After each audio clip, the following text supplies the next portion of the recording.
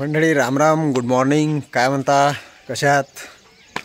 चला, आशा करतो मंडळी सगळे आनंदातच असाल आणि आनंदातच राहा. तर मंडळी, काय म्हणते पाणी पाऊस तुमच्या इकडे? आमच्या इकडे तर जवळपास सगळीच इकडे असन कंटिन्यू सुरू आहे. तर मंडळी, हा तुम्ही आजचा ब्लॉग अशासाठी की आता कसं आहे, पाण्या पावसात जास्त कुठं जाऊ शकत नाही, तर काही ना काही कंटेंट आपल्याला पाहिजे.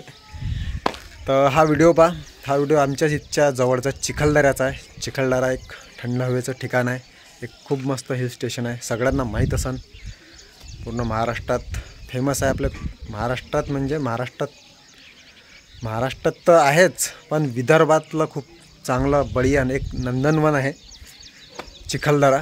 तर नक्की या पाहायला, पण आता ह्या थोडंसं ऑगस्ट नंतर या. तर मंडळी, हे जे ठिकाण आहे, हा व्हिडिओ खूप जास्त सोशल मीडियावर व्हायरल होत आहे. तर हा व्हिडिओ तुम्ही पहा.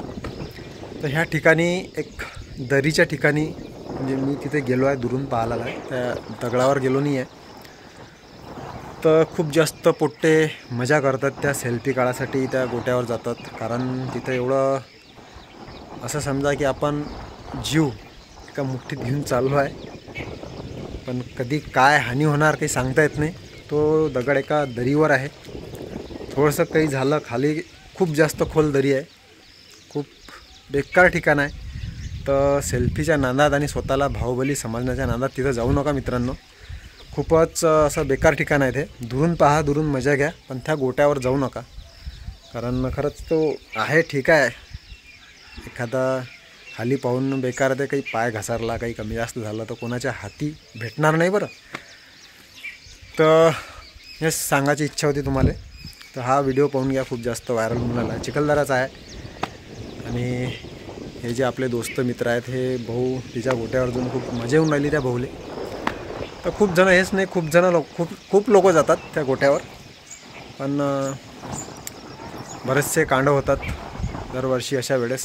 आपण काही करायला जातो, होते काही, पाय स्लिप होते, तर काय होणार आपल्यालाही माहीत नसते. पण जाऊ नका अशा वेळेस, दुरून पहा.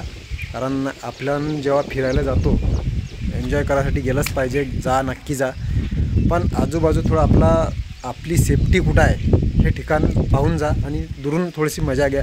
दुरूनही सेल्फी काढता येते आपल्याला, दुरूनही सगळं काही करता येते. तर बस आपली काळजी घ्या मित्रांनो, आणि थोडं सांभाळून फिरायला जा. चला, भेटू नंतरच्या ब्लॉगमध्ये. जय शिवराय, जय महाराष्ट्र मंडळी.